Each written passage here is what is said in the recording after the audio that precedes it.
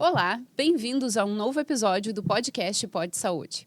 Hoje nós vamos falar um pouco mais da nossa saúde intestinal. Então, microbiota, microbioma, o que isso está relacionado com obesidade, doenças autoimunes, depressão, ansiedade. Vocês já pensaram nisso? E hoje nós trouxemos um convidado super especial, que é o Dr. Roberto Etchegói, para falar um pouco mais sobre o assunto. Um pouco mais, não. Nos trazer informações extremamente relevantes de uma forma super fácil para que todo mundo possa entender.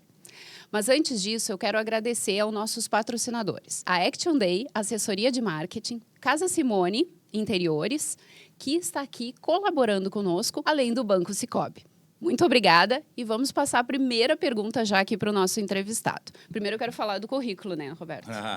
Mas assim, quando eu pedi o currículo para ele me disse assim, tu quer um currículo sucinto ou algo floreado? Então vamos começar. O Roberto, ele é médico, cirurgião geral, ele é cirurgião do aparelho digestivo, ele é pós-graduado em nutrologia pela Abram, ele é pós-graduado em Surgical Leadership pela Universidade de Harvard e atualmente ele está fazendo uma pós-graduação em gastronutrologia. Então, vamos explorar um pouquinho mais, porque a gente levantou alguns dados e assim relacionado à microbiota, que até a gente estava falando um pouquinho antes, são aqueles bichinhos que vivem no nosso intestino. E esses bichinhos, se a gente colocar eles todos num pacote, eles vão pesar cerca de 1,5 kg. E o que é interessante, o que é realmente a microbiota, o que é realmente o microbioma, como que ele influencia, mas eu quero começar com uma pergunta, que é muito frequente, até a gente estava conversando anteriormente, acontece comigo, provavelmente acontece com as outras aqui da mesa, que é aquela queixa, assim, que no final do dia tu está mais estufado, a barriga fica mais inchada, isso está relacionado com a tua dieta, isso está relacionado com sedentarismo, não sei, como é que funciona? Então, antes de mais nada, agradecer o convite para participar do podcast, né? Fiquei muito feliz e muito honrado participar desse podcast que tem sido um sucesso aqui nas mídias digitais na nossa cidade, na nossa região. Né? Então, vamos conversar o seguinte. Primeiro, o que é microbiota? Né? Microbiota é a composição de todos os seres, todos os seres que vivem no nosso intestino. São vírus, bactérias, protozoários e fungos, basicamente, né? Então, a composição de todos eles forma a nossa microbiota. A nossa microbiota, ela excede o nosso número de células na proporção de 1:3, ou seja, a gente tem 3 vezes mais bactérias do que células no nosso corpo inteiro, né? É um hóspede bem espaçoso, né? O microbioma, que é uma coisa muito interessante, o microbioma se refere a todo o patrimônio de genes que estas bactérias, esses fungos, esses vírus, esses protozoários produzem e entram em contato com o nosso intestino, né? Então, o ser humano tem em torno de 23 mil genes, né? O microbioma é composto por 22 milhões de genes, aproximadamente, ou seja, ele excede o DNA humano em 1:1000, na proporção de 1:1000. Essas substâncias produzidas pelas bactérias, os genes que compõem as bactérias, os fungos, protozoários e vírus, em algum momento pode entrar em contato com o nosso sistema imunológico através das células dendríticas. As células dendríticas, elas são células que têm um prolongamento como fios de cabelo assim para dentro do intestino, que são capazes de captar essas substâncias, levar para trás da barreira protetora do intestino, que é a barreira de muco, e botar essa substância em contato com o nosso sistema imunológico, né? Elas são absorvidas, vão para os gânglios linfáticos do tecido que envolve o intestino, principalmente no mesentério, né? E ali eles entram em contato com o nosso sistema imunológico, com células que podem ativar uma reação imunológica ou suprimir uma reação imunológica. E com isso ele vai modulando a nossa reação imunológica a todo o universo que nos cerca, né?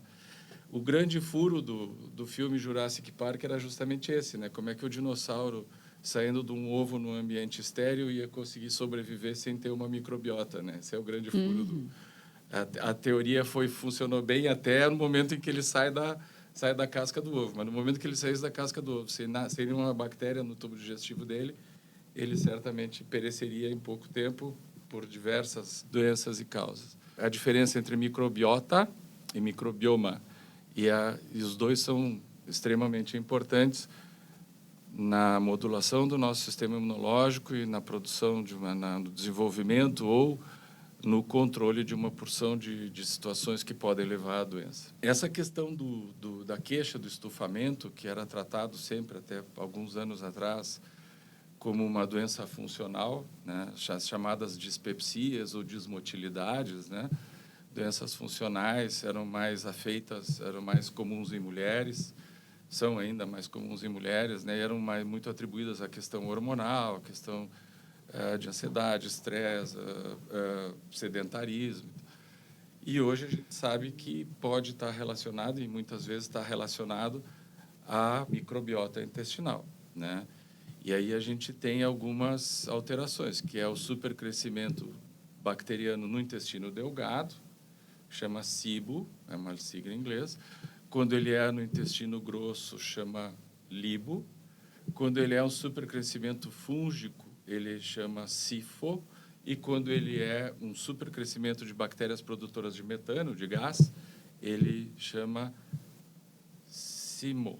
Então, assim, cada um deles pode produzir sintomas, né? E é comum, aquele paciente que acorda bem, a gente acorda feliz e olha, a barriguinha está plana, está tudo certo, está tudo bem. Nunca tive essa sensação. Então, a tua microbiota não está colaborando. E aí fica feliz, né? Você olha no espelho e depois de tardezinha não pode se olhar mais, né? Daí de tardezinha a coisa vai piorando. Assim, mas vai tendo aquela sensação de estufamento, né? A calça não fecha, o cinto aperta, né? E isso, existe às vezes a produção excessiva de gases, o desconforto com um funcionamento intestinal, que assim, com evacuações não satisfatórias, ou sensação de evacuação incompleta, enfim, alteração da consistência das fezes, do formato. E a gente, então, pode inferir, né, com a história clínica do paciente, então a gente pode inferir que pode haver uma disbiose. O que é uma disbiose? Uma disbiose é quando esse ecossistema composto por todos esses seres que nos habitam entra em desequilíbrio, né? Por algum motivo é favorecido um grupo bacteriano que produz mais gás ou que produz mais substâncias que irritam a mucosa e tal, e por algum motivo a gente, às vezes pode ser pela oferta de alimento, às vezes pode ser pelo uso de antibiótico, enfim, e a gente vai manifestar esses sintomas. Aproveitando essa tua fala, Roberto, tem aquela frase que fala, você é o que você come. E agora adaptaram a frase, você não é o que você come, você é o que você absorve. O que acontece durante o dia? É a alimentação que faz com que mude que tu vai ter esse estufamento? E o que é um intestino bom, então? Para a gente chegar no fim do dia e não ter esse estufamento.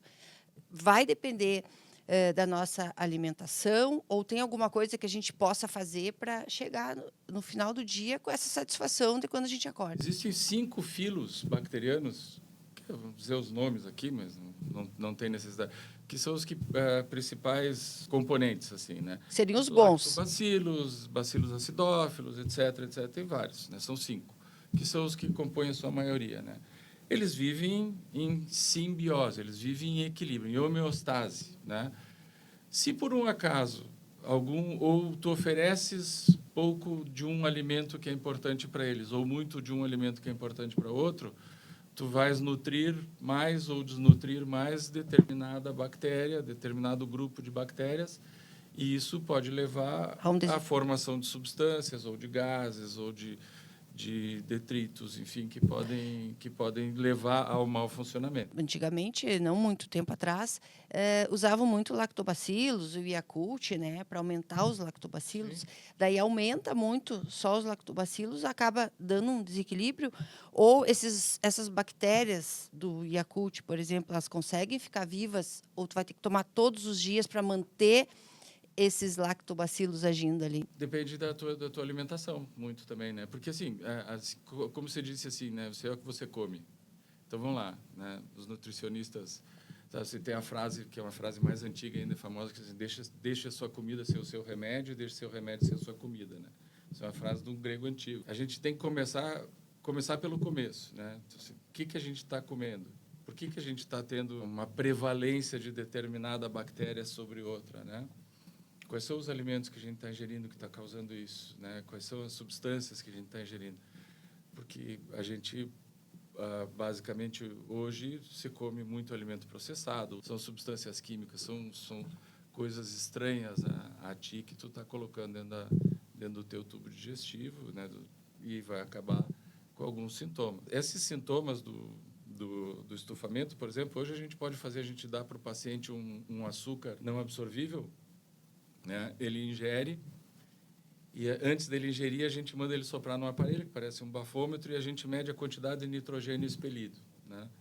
Depois ele ingere, dali a 15 minutos, 30 minutos, 1 hora, 2 horas, e a gente vai fazendo ele soprar de novo naquele bafômetro, digamos assim, e ali vai dando a quantidade de nitrogênio expelido. Então, quando a gente tem o supercrescimento de determinada bactéria que fermenta esse açúcar, porque ele não é absorvido, ele vai aumentar a quantidade de nitrogênio no ar expelido e a gente, então, vai poder fazer o diagnóstico, né?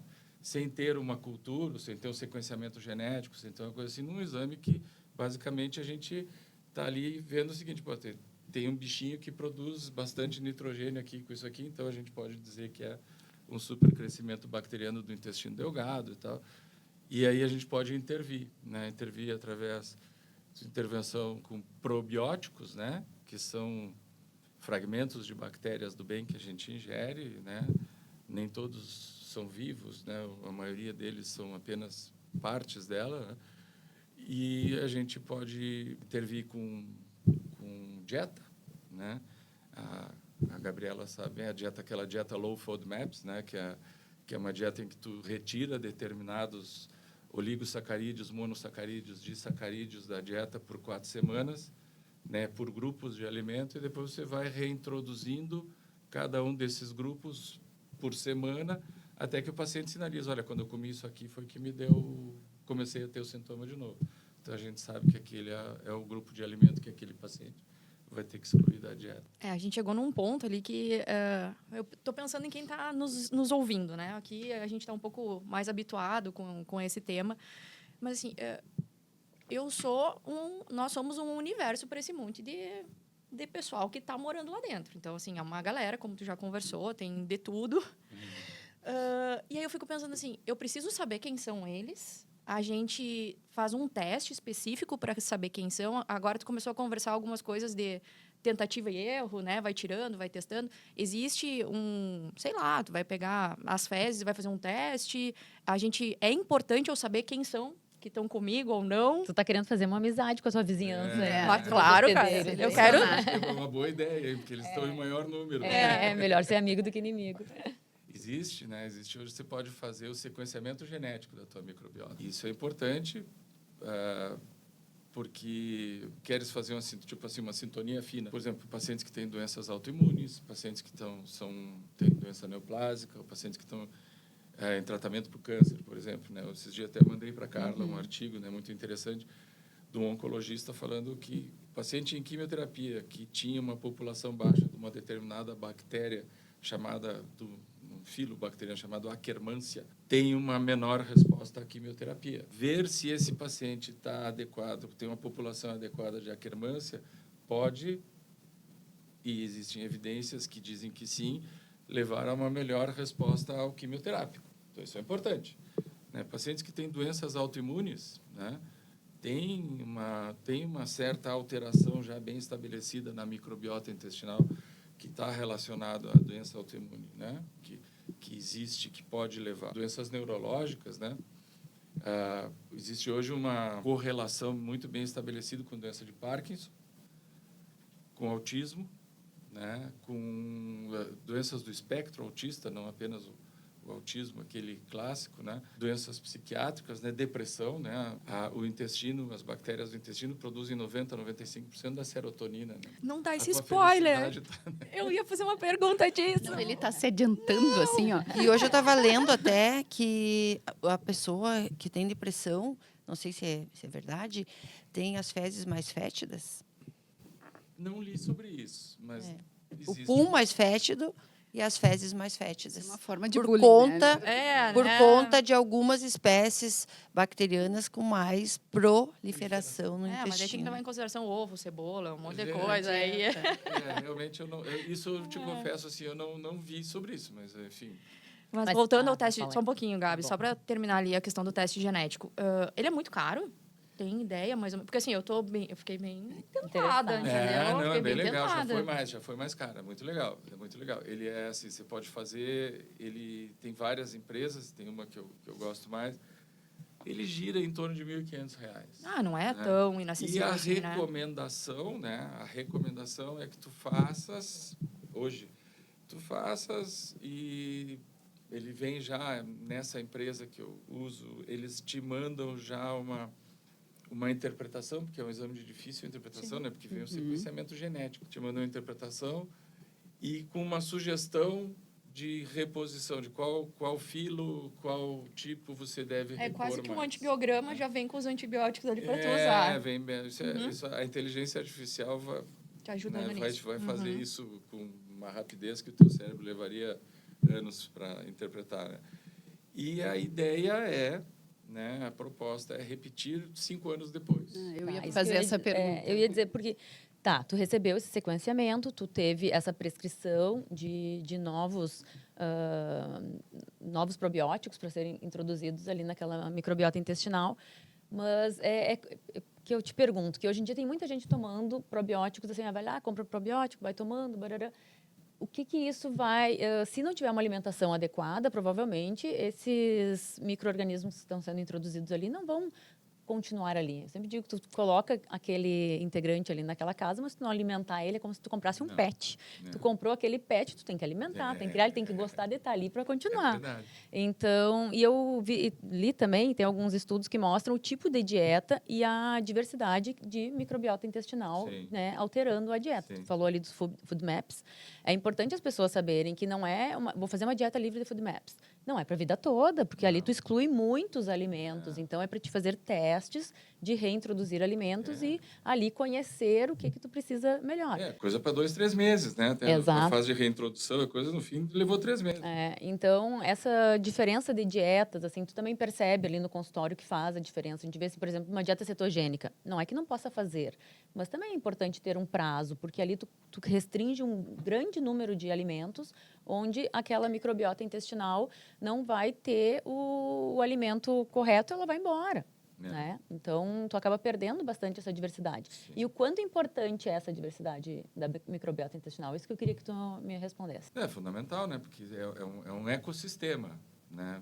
Ele é, na verdade, um ecossistema complexo e que tem que viver em equilíbrio. Eles são comensais, eles vivem do que a gente come, né? E nos ajudam, de certa forma, de várias formas nos ajudam, né? Nos protegendo, modulando o sistema imunológico, nos colocando em contato com o mundo exterior, né? Nos protegendo de uma porção de coisas. O equilíbrio é fundamental, né? E a questão de o que tu comes altera, né? Se disser assim, você é o que você come, a gente sabe, por exemplo, assim, que pacientes que têm uma microbiota que gosta mais de carboidrato acabam fazendo com que tu sinta vontade de comer carboidrato. Né? Então, assim, muitas vezes tu Os tá meus têm comendo... um desejo imenso por doce, por chocolate. E pode que tu estejas comendo aquilo que as tuas bactérias querem que tu comas, e elas são capazes de produzir neurotransmissores que te fazem ter vontade de comer aquilo. No supercrescimento de fungos no intestino, no SIFO, né, que é o aumento do crescimento de fungos no intestino, uma característica da doença é fissura por doce, porque os fungos usam muita glicose. Sim. Uma questão muito, muito importante que a gente sabe, assim, que são os pré-bióticos, né? E aí é fundamental. O que são os pré-bióticos? Os pré-bióticos são alimentos que a gente ingere que, uma vez digeridos pelas bactérias, porque geralmente são fibras que nós não temos capacidade de digerir, e, parênteses, fibras são carboidratos, né? Fibras são carboidratos, então, assim, nem todo, quando fala carboidratos, as pessoas, nossa, isso é coisa do mal, do ruim, não é. Né? Fibras são carboidratos do bem, são bons, e a gente, então, ingere, e elas são digeridas no cólon e produzem substâncias que são extremamente importantes, que são os ácidos graxos de cadeias curtas, que é o acetato, o butirato e o propionato, que todos eles atuam na função do sistema nervoso central, na função do sistema cardiovascular, na função do sistema imunológico, né? Então, quando a gente se alimenta de forma adequada, a gente está se alimentando as bactérias que vão nos proteger. Onde é que a gente se perdeu nessa história aí? Eu fico apavorado hoje assim, com a epidemia que tem de gente que você vê que está inchada, inflamada, obesa, né? É uma coisa absurda. Jovens, né? Jovens, cada vez mais jovens, né? Tanto que o padrão de beleza está mudando para se adaptar a isso, né? Então, até para as pessoas se sentirem... Mas o que você vê, assim, faço cirurgia bariátrica também. Então, assim, eu atendo famílias que o pai operou, a filha operou, a outra irmã operou. Por quê? Então, tem que ter uma explicação para isso, né? Não é só gene, é um gene que está se transmitindo, não é só gene. Eu acho que a coisa está mais aí na alimentação. A gente teve aí tem uma briga com os nutricionistas, mas a gente teve um problema assim que a gente adotou uma pirâmide alimentar que te mandava comer 60% de carboidrato, né? Isso tem uma coisa histórica. Isso na época em que o exército americano estava recrutando para a Primeira Guerra, para a Segunda Guerra Mundial, não me lembro, eles tinham muita gente magra. Então eles começaram a aumentar a ingestão de carboidrato para produzir soldados mais fortes. Tem conta-se uma história que se relaciona a isso. Mas, ainda assim, os carboidratos que eles ingeriam eram os carboidratos bons.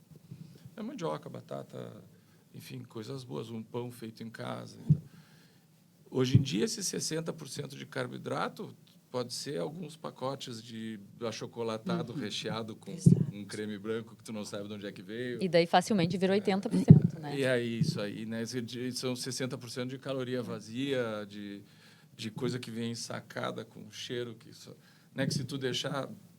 Você pega um pão de supermercado, né? Deixa em cima da mesa ali, volta dali um mês, tu come um sanduíche com aquele pão, né? Quando tu falou de equilíbrio, um exemplo importante é aquele que a gente tem, principalmente nessa época de praia, que são as viroses, né? Como dá aquele desequilíbrio, dá aquele desarranjo total, aquela diarreia, e dá uma alteração total na microbiota. Aí, o que a gente faz, por exemplo, até para explicar para as pessoas, quando tem essa diarreia, essa virose que acaba com a pessoa, né? Que deixa a pessoa muito mal, tem que usar esses prebióticos, tem que usar os probióticos, usa o antibiótico, porque a gente fica, é virose, mas daí, antibiótico não é para vírus, tu acaba usando antibiótico e aí acaba alterando mais ainda essa flora intestinal. Porque agora é um ataque, né? Tu vai para a praia, muitas pessoas voltam com viroses da praia. É o que eu digo, né? Todo mundo gosta, bacana, Santa Catarina, né? Eles são praias lindas. Mas tem um combo, né? Tu escolhe ou a conjuntivite, ou a gastroenterite, ou, se tu tiver sorte, os dois, né? Por quê? Porque não se investe em saneamento básico. Então, basicamente, tem 300 mil habitantes numa cidade, vai para 1,5 milhão. Então, eram 300 pessoas que evacuavam os detritos iam para o mar, e agora é 1,5 milhão de pessoas fazendo a mesma coisa indo para o mar. A disseminação de doenças gastrointestinais de origem viral, essas gastroenterites virais que são altamente infecciosas, são altamente transmissíveis, né, aumenta muito. O que acontece aí não é uma agressão à microbiota em si, né, mas que são vírus que têm tropismo, têm uma afeição pela célula que reveste o intestino, desde o estômago, o intestino delgado e o intestino grosso. Então, eles destroem as células, inflamam as células, e as células morrem. E aí você começa a ter diarreia, porque perde a barreira, né? Perde a barreira de proteção, começa a ter uma secreção aumentada de líquidos, né? Que se desregula. A gente produz em torno de 8 litros de líquido por dia que passam pelo intestino, né? Desde a saliva até as secreções biliares, pancreáticas, intestinais, dá em torno de 8 litros. Então, no momento em que essas células, todo esse sistema que foi danificado pela ação direta do vírus na mucosa, esse líquido não é reabsorvido, essas bactérias passam a se proliferar, e aí você pode vir a ter um desequilíbrio da formação desse ecossistema, assim, do desequilíbrio do ecossistema. Eu sempre prescrevo probióticos. Geralmente, isso são quadros autolimitados, que duram 3 dias, 4 dias, às vezes 2, né? A gente prescreve hidratação, dentro do possível via oral, melhor mesmo, uma medicação para tentar salvar aquela microbiota ali que se perdeu, né? E a alimentação, cuidar de alimentos que fermentam, né? Basicamente assim, ou não insistir em alimentação, porque se ficar 2 dias comendo pouco, não vai ser o que vai te causar problema. O problema vai ser se tu não beber a água, não tomar o líquido que tem que tomar durante 2 dias, aí sim. Então, assim, não insistir em alimentação, ou se for se alimentar de alguma coisa, evitar alimentos que fermentem, principalmente, ou que favoreçam. Se está com diarreia, não vai comer uma fatia de mamão, né? Laranja com bagaço. Mas e no pós, essa microbiota é perdida durante esses processos de diarreia, de vômito ou não? Geralmente ela não é zerada, não é eliminada. Claro. Né? Ela Mas vai reduz? voltar. Vai voltar naturalmente. Vai voltar naturalmente, né? É como se esse vírus, ele como se estivesse num local onde vai passar e tem atrito, então passa mais devagar, vai absorvendo mais devagar, ele machuca esse atrito, deixa liso e passa tudo direto, né? Então, assim, as bactérias, elas ainda estão lá meio... Elas estão lá. Existe uma coisa que são assim, as bactérias saprófitas, né? As bactérias que se aproveitam daquela situação para... Aí você pode ter, de uma gastroenterite viral, um super crescimento de uma bactéria que é patogênica, mas que ela é causadora de doença, mas vive naturalmente no teu intestino. E aí sim, aí causar uma gastroenterite bacteriana. E aí se usa o antibiótico. Mas para isso existem critérios, você pode fazer alguns exames e tal. O uso indiscriminado de antibiótico é um problema que pode agravar uma gastroenterite. E o uso de remédio para parar com a diarreia, então, é um crime, né? Não pode. Isso é um crime. Foi bom tu falar nisso, né? Porque todo mundo, quem já fez um plantão de pronto-socorro é super frequente. Chega o paciente com diarreia e ele só quer acabar com aquilo. Né? Então, a primeira coisa que ele pede é uma medicação para cessar essa diarreia. Então, muito importante tocar nesse assunto. Deixa eu só colocar um parênteses. No caso de paciente em quimioterapia, a gente usa, né? Sim, mas usa aí... para ficar bem claro para quem tá ouvindo. Nós estamos falando daquela diarreia que quem desceu para BC, né? Sim. Roberto, deixa eu só voltar ali. Tá? A gente está falando de prebiótico, de probiótico. Eu entendi ali quando tu explicou isso para o leigo, tá? O prebiótico, ele está relacionado com a tua dieta. Sim. Né? Está relacionado com a tua dieta. Então, toda vez que a gente falar em prebiótico, está relacionado com o que a gente está comendo. E o probiótico, que aí tu falou, no caso de uma gastroenterite, eu posso lançar mão de um probiótico. Sim. Né? Para o leigo, como é que ele entende isso diferente? O que muda para ele quando ele vai lá comprar um probiótico? Como é que ele entende isso? Não, vamos simplificar aqui. O probiótico é aquele comprimido que você toma que tem várias marcas, não vamos citar aqui, mas tem várias marcas, né? E que tem ali, tem bactérias, né? Lactobacillus, o bifidobacterium, tá? Dependendo da marca, né? Lactobacillus reuteri, tem várias marcas, né? Que é uma tentativa, através da ingestão deles, de restabelecer o equilíbrio, colonizar de novo com bactérias do bem, que são boas, o teu tubo digestivo, né?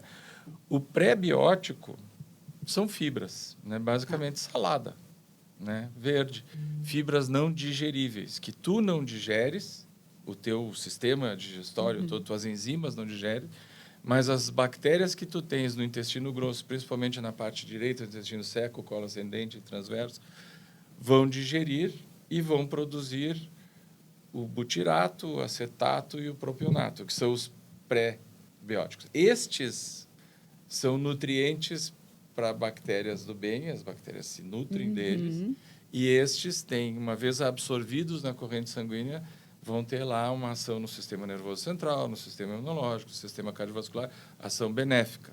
Né? Preciso ter as duas coisas. Ação boa, então você tem que ter as duas coisas. Tá, aí a gente é assim, a gente é as primeiras coisas primeiro, né? Então a gente tem que primeiro comer bem, ponto. E como eu escolher um bom probiótico? Porque tem várias marcas, como tu falou. Então, como eu saber qual o número ideal de cepas, por exemplo? Tem o 20 bi, tem hoje em dia um número exorbitante. De cepas em cada comprimido. E qual a combinação para cada episódio? Tem várias, né? Tem mais de bifidobacterium, mais de lactobacillus, né? Geralmente para diarreia se usa esses lactobacillus, né? Que são os mais antigos, mais comuns. Mas, assim, a gente não dá para criticar, porque ele é como se fosse assim, um X-tudo, né? Você toma aquilo ali para tudo. Não é inválido, mas é que também não se tinha o conhecimento nem a possibilidade de sequenciar geneticamente. Então, eu acredito, né, que agora, a partir com o desenvolvimento, com a acessibilidade, você vai poder para determinadas situações, para determinadas patologias, prescrever um pré-biótico desenhado, ou seja, assim, ajustado para aquele paciente, para aquela situação que tu está querendo tratar. Tá. E falando de novidades, então, eu ouvi falar do transplante de fezes. Sim. Então, existe a microbiota do obeso, existe a microbiota do magrinho. O obeso tem mais dificuldade para emagrecer, o magrinho tem aquela facilidade louca. Dá para cruzar isso, então, fazer uma troca? Dá, pior é que dá. Dá mesmo, olha aí. Pior é que dá. Mas Sabe tem que explicar direitinho. Vamos se candidatar ou não? É. Eu acho melhor Helena, explicar como é que é? mais. Explica Já estou vendo a repercussão disso de fazer transplante de fezes que vão fazer em casa, por favor. Não, não. Pelo amor de Deus. Mas antes de entrar do transplante de fezes, quando tu falaste ali, quando a pessoa tem a virose, que tem que cuidar dos alimentos, mas que ela precisa tomar água. A água, todo mundo já sabe da necessidade, tu tem que tomar água e a importância da água para o intestino. É verdade que se tu não ingere a quantidade de água que tu precisa para as tuas funções metabólicas, o teu organismo chupa do teu intestino. Então, tu pode escolher ou tomar a água, ou tu vai tomar, ele vai usar essa água do intestino para fazer as suas funções. Então, por isso, muitas pessoas têm constipação, aquela dificuldade, aquele cocô de ovelha, aquele problema, né, de ir aos pés por conta da falta de hidratação. A gente vai muito no mecanismo, na filigrana da coisa, mas a gente sempre tem que voltar para o começo, né? Então, assim, o começo básico, O né? Se básico. alimentar bem e se hidratar de forma adequada. Existem várias números, mas vai lá, um número a grosso modo assim, 35 ml por quilo. Né, Então, a galera de que água. não gosta de tomar água, tem pessoas que dizem, eu não gosto, eu não consigo. Sabe que o teu organismo vai tirar de algum lugar. Ou tu vai tomar água limpa, ou ele vai chupar literalmente do teu intestino. Porque a água pra ela usar vai esse ser, ela vai líquido. ser absorvida, onde vai haver a reabsorção da água no bolo fecal é no colo, né, no intestino grosso. O intestino grosso é que vai reabsorver. Se tu tá desidratado, teu corpo está desidratado, vai reabsorver mais. Teu corpo está bem hidratado, vai reabsorver menos. Reabsorvendo menos, a quantidade de água, né, nas fezes vai favorecer fezes de consistência adequada. Com um detalhe, né, que a fibra que a gente não digere, a fibra da salada, a fibra das cascas, dos legumes, das verduras, ela é hidrofílica, ou seja, ela puxa a água para ela, né? Então, ela aumenta, ela forma um bolo fecal de consistência adequada, num grau de não nem muito duro, nem muito mole, e num volume adequado. Esse bolo fecal de consistência adequada, num volume adequado, é o estímulo correto para o plexo nervoso da parede do intestino fazer os movimentos que vão fazer com que a evacuação ocorra de forma natural. São os chamados, tem o nome, chama plexos de Meissner e plexos de Auerbach, que são os plexos nervosos que são responsáveis pela movimentação do intestino, né?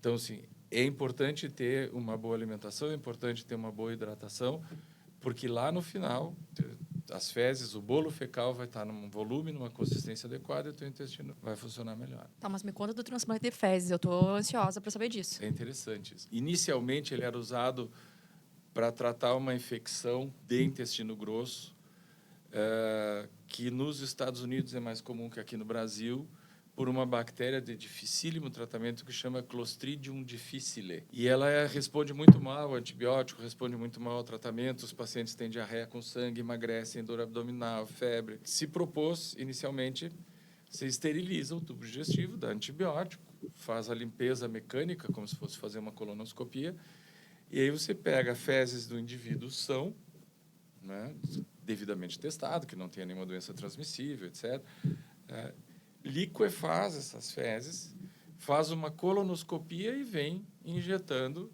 essas fezes por colonoscopia ao longo do intestino grosso, no intuito de que estas fezes, com as respectivas bactérias, colonizem esse intestino grosso e aí colonizando com um ecossistema equilibrado.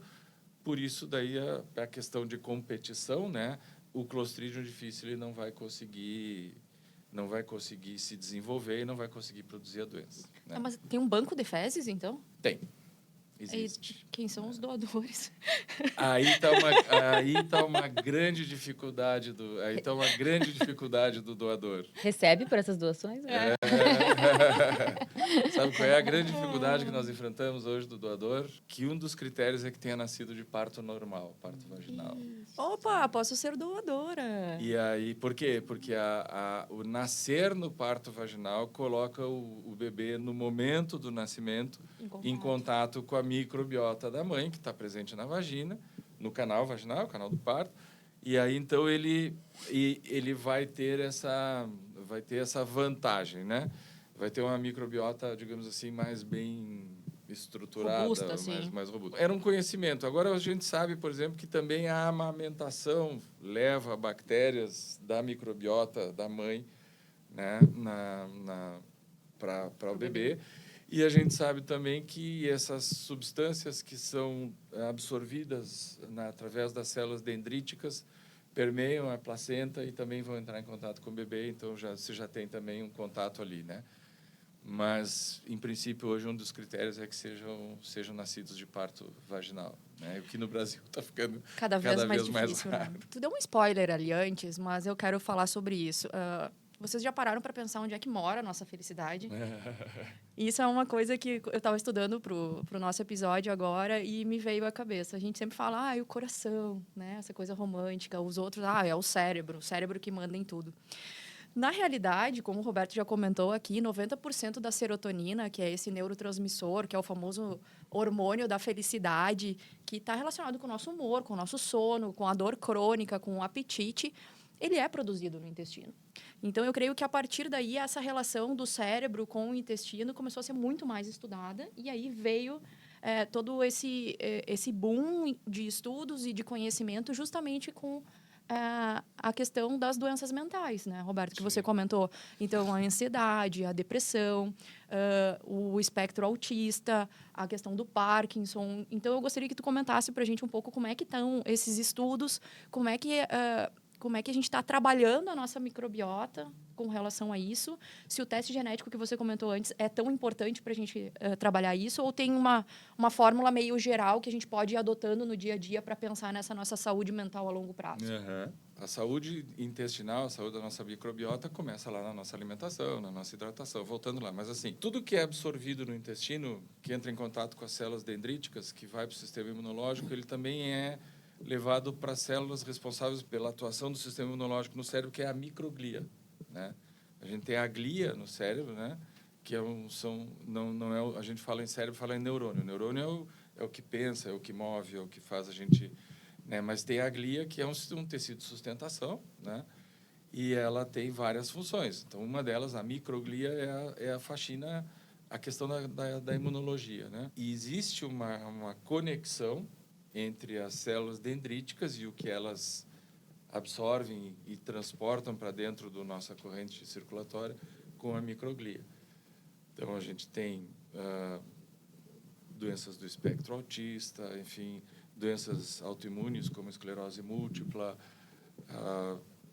esquizofrenia, né? Uma intervenção hoje para a esquizofrenia, para surtos esquizofrênicos, que melhora muito, é a dieta cetogênica, né? Se usa muito dieta cetogênica hoje, se propõe para tratamento de paciente esquizofrênico e com bom resultado, né?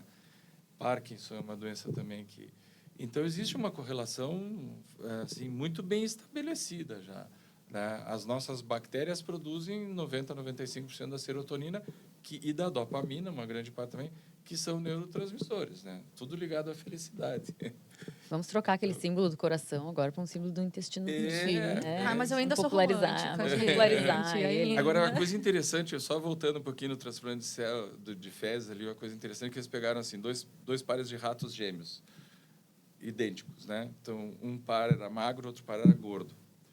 Daí eles pegaram as fezes, esterilizaram as fezes dos ratos gordos, pegaram as fezes dos ratos magros e transplantaram no rato gordo. E um deles emagreceu, o que recebeu, né? Com o transplante. Por quê? Porque por causa Tinha da microbiota da boa ali.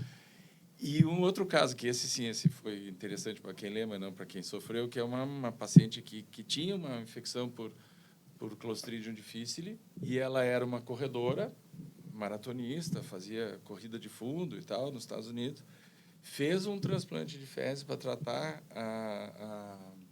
A infecção. E desenvolveu obesidade. Era de um paciente gordo. E aí os caras não tinham visto, foram revisar lá o doador, o paciente era obeso. É, Entendeu? verdade. E aí ela desenvolveu obesidade depois e processou o hospital e obviamente que ganhou nos Estados Unidos.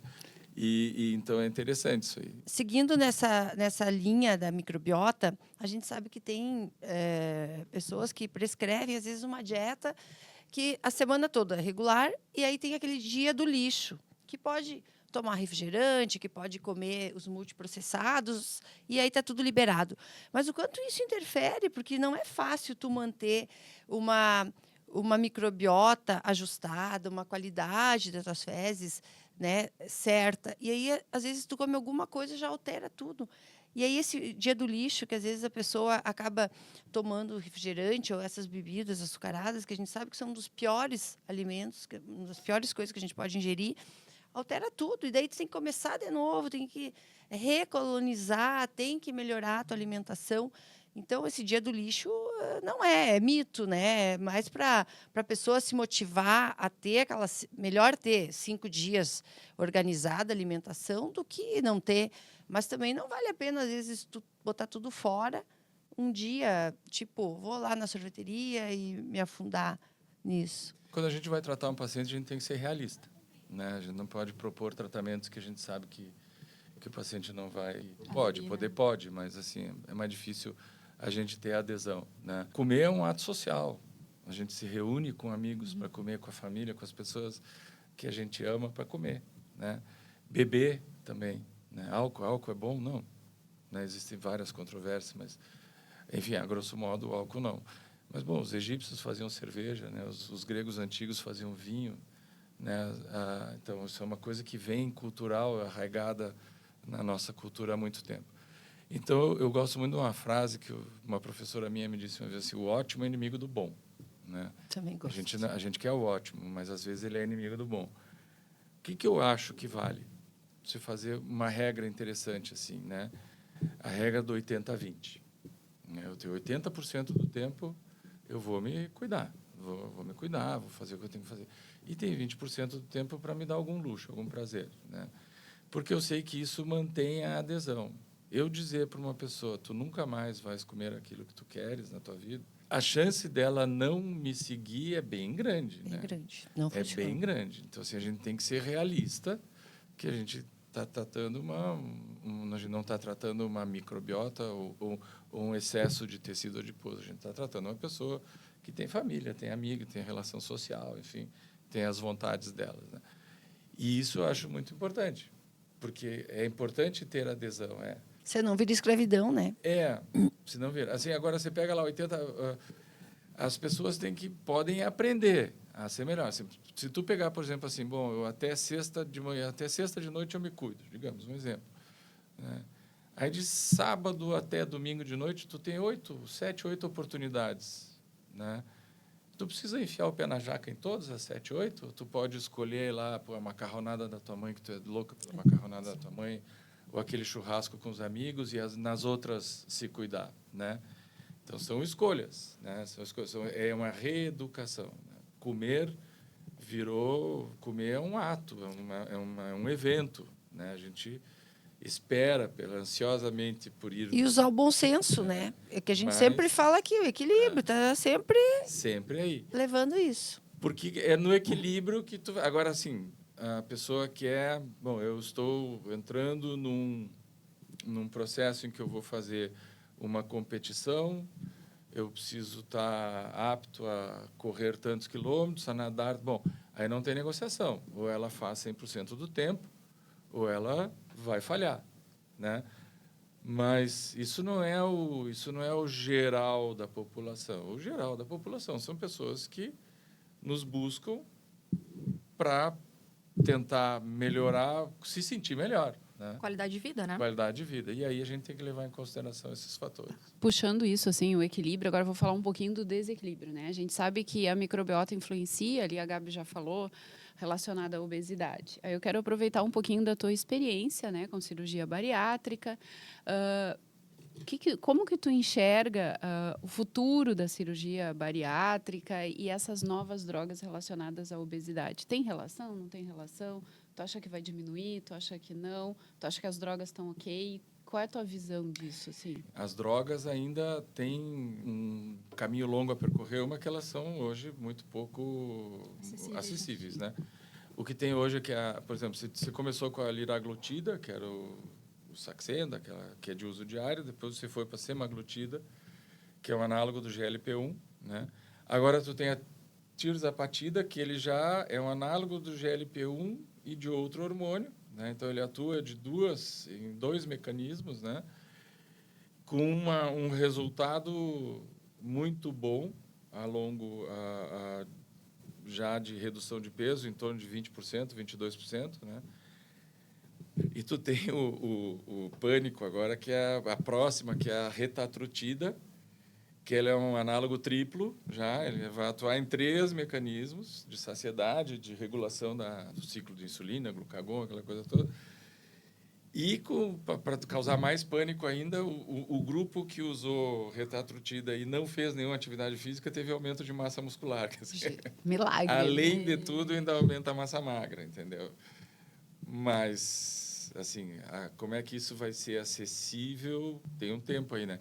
Eu sei que, por exemplo, a tirzapatida hoje tem um custo em torno de R$4.000 por mês. É para usar 24 meses, né? E o momento que parar, você vai ganhar peso de novo. Roberto, fala para nós o nome comercial, que eu acho que é... Mondiaro. Isso aí, porque daí o pessoal conhece, a gente fala, é mais difícil o pessoal... Tirzapatida é o Mondiaro. Tá, mas eu queria falar mesmo assim, por exemplo, o Ozempic. Isso, vamos falar os nomes que estão mais... O Wegovy e o Ozempic. Que eles pegaram a caneta do Ozempic e deram engordadinha, né? Venderam para obeso. Isso que eu queria saber, assim, por exemplo, eu não sou obesa, mas eu estou acima do peso e eu quero dar um gás no meu emagrecimento. Eu posso ir lá e usar 1 mês, 2, para me dar esse, digamos assim, esse start no meu emagrecimento e depois, é claro, eu manter minha atividade física, enfim, porque a gente percebe o quê? Depois dos 40 anos, dos 30 anos, tudo fica mais difícil. A gente pode usar ele como essa válvula propulsora e depois voltar para o nosso dia a dia, ou não? É só para quem é obeso? Quais são as repercussões que isso está tendo no dia a dia dessas pessoas que não têm aquela indicação clara da obesidade E que estão usando e que querem usar? Pergunta pessoal. Não, eu acho que é uma alternativa interessante, né? Bem interessante. Como medida única, não acho válido, né? Acho que se vale... Por exemplo, você está... Eu sei que tu gosta de beach tênis, né? Pádel, né? Gosta de pádel. Pádel é ótimo, é um exercício aeróbico, né? Dependendo da faixa em que tu trabalha, vai ter uma oxidação de gordura e vai perder tecido adiposo e tal, beleza. Mas, assim, bom, você faz musculação, porque a atividade física... Pegou no calcanhar daqueles dela. Pronto, não, Roberto, muda. A atividade física que mais altera a composição corporal é a musculação. Inclusive, para a mulher, muito mais importante, porque a tração do músculo no osso aumenta a fixação de cálcio.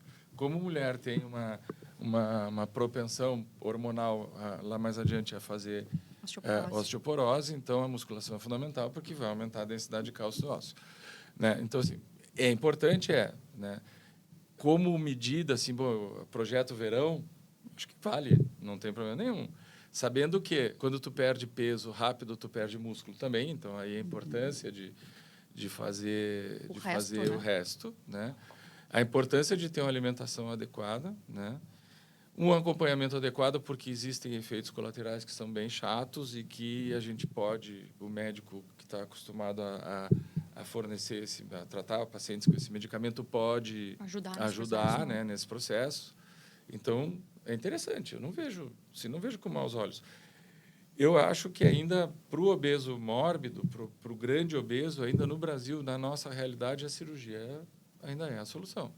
A gente opera 3% dos obesos, só tu imagina, tem 97% para ser operado que não tem acesso, né? Mesmo assim, pagando particular, com 10 meses de Mondiaro, paga uma cirurgia, né? E o resultado, ele vai durar a vida inteira, né? Também importante essa relação da questão de custos, né? Porque às vezes tu acha, eu não vou é muito caro eu operar.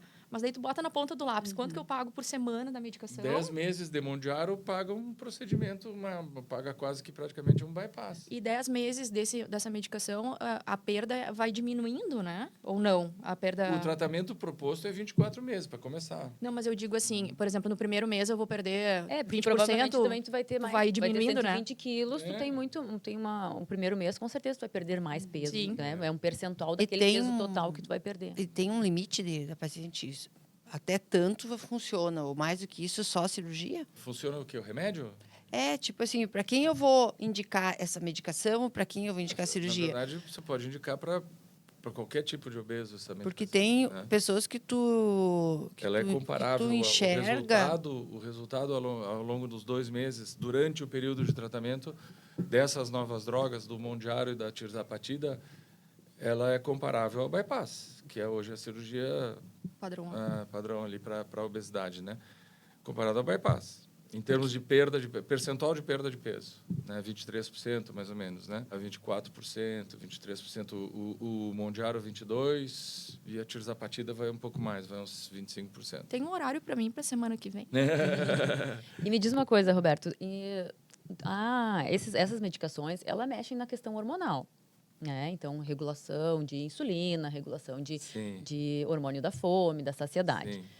Usar isso indiscriminadamente, 1 mês, 2 meses, só para um projeto verão, isso pode ter alguma alteração no futuro? Acho que não. Não se tem conhecimento. Assim. Tem, assim, tu tem alterações que são decorrentes do...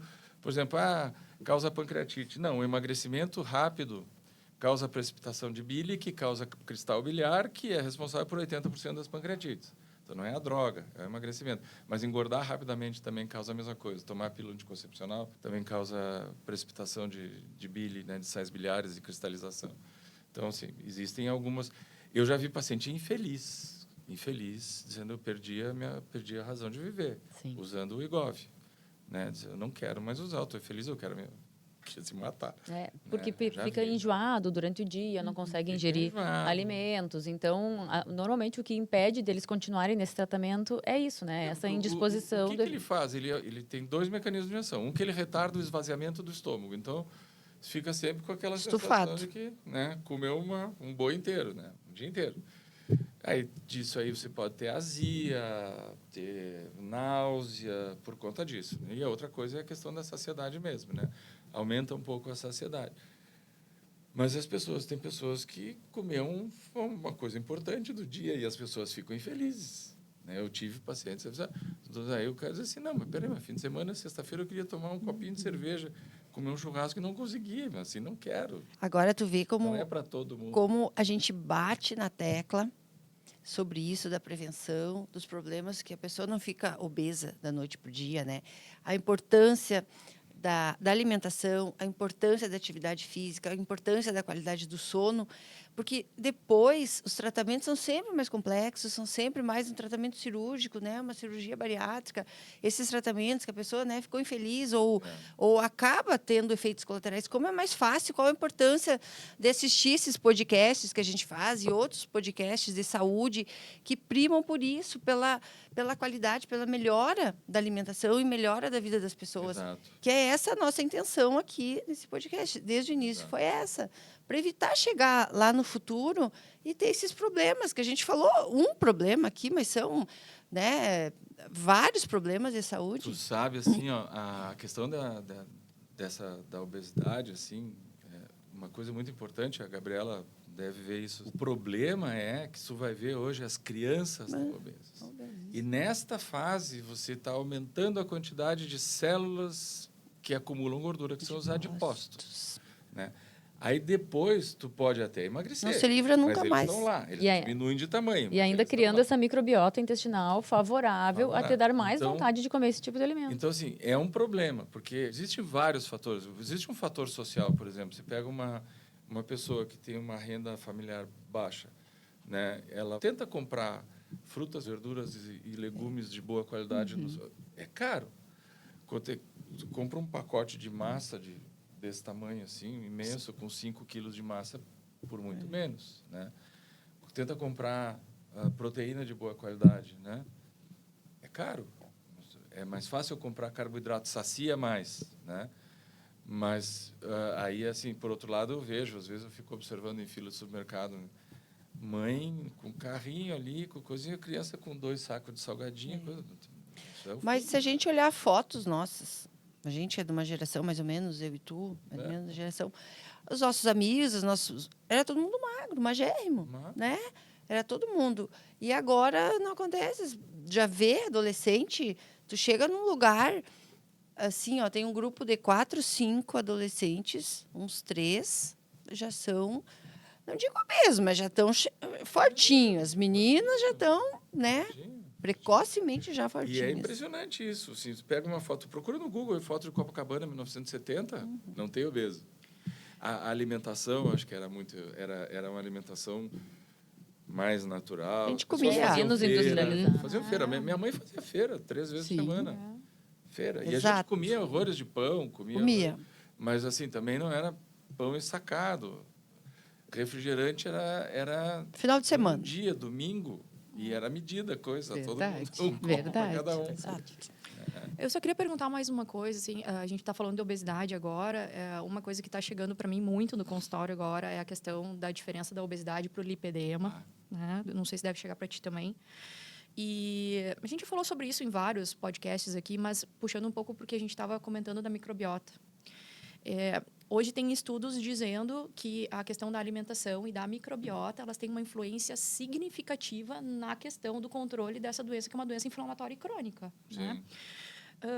Tem alguma dica valiosa para a gente, ou tem algum desse nosso pessoal lá de dentro que é mais específico para isso, ou não? Eu tenho que ter uma microbiota saudável e era isso? Ou tem alguma coisa específica, Roberto? Que eu saiba, não. Não. Mas assim, não é um tipo de paciente que eu trato, que chega muito Sim. para mim, assim, paciente com lipedema. Eu sei que é um problema que está cada vez aumentando Maior. muito. Né? Uhum. Está aumentando muito e é um problema sério, porque aquilo é difícil de tratar, Muito. né?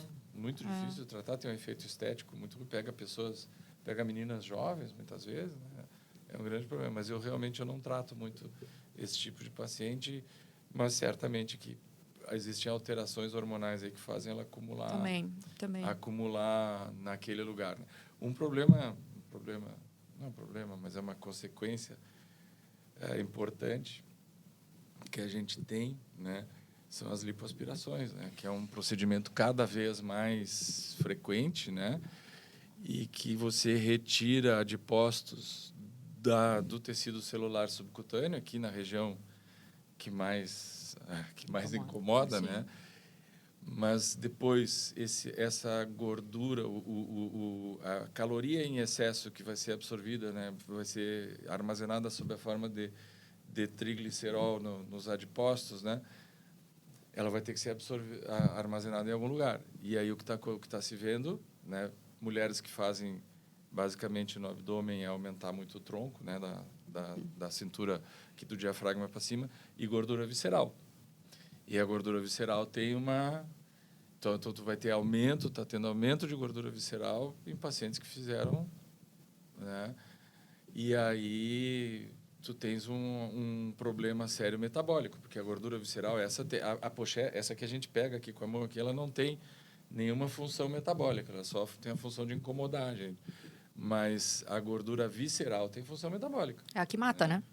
É a que mata. É a que daí está ligada. Hipertensão, hipercolesterolemia, hipertrigliceridemia, esteatose hepática, diabetes. Aí tem uma... Só vai.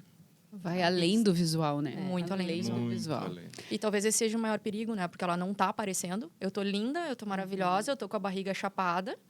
Mas o meu aumento da probabilidade de eu ter um AVC, de eu ter um infarto, vai nas alturas, né? Porque, assim, com o tempo as pessoas vão ficando... A idade vai passando, talvez os cuidados com a alimentação vão diminuindo, e aí, né? Eu acompanho muito no consultório casos assim, da pessoa que já fez lipoaspiração e na bioimpedância, que é um exame que a gente faz no consultório, a gente consegue ver o grau de gordura visceral.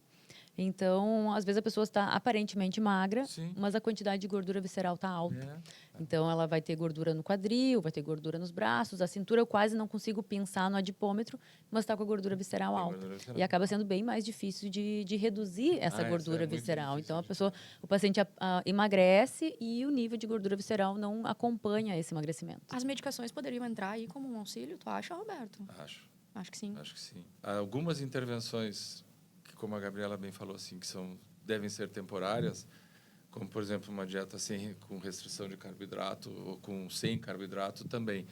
Não que tu vá fazer isso pro resto da vida, né? Tipo aqueles que, não, vou viver agora que nem homem da caverna. Não vai. Mas, assim, fazer isso até atingir o teu objetivo, até ver que melhorou as coisas, associar com medicação, atividade física, eu acho que tem, sim. Tem lugar, sim. Então, gente, deixa eu cortar vocês agora, tá? Eu acho que o papo está muito bom, tem várias perguntas, é um assunto super interessante. Eu quero agradecer a presença do Roberto aqui, que ele contribuiu muito. Se vocês quiserem fazer algumas perguntas, podem perguntar ali no Instagram, no Face, no YouTube, onde vocês quiserem nos acessar nas mídias sociais. Quero agradecer a participação das gurias, quero novamente do Roberto. Quero agradecer aos nossos colaboradores, então a Actual Day, assessoria de marketing, ao Banco Sicoob e à Casa Simone Interiores. E muito obrigada, gente, por tudo e muito obrigada pela Eu que agradeço. participação. Nossa, fiquei muito feliz de Tá? participar. Então, até a adorei. próxima. Até mais. Muito obrigado. Até a próxima.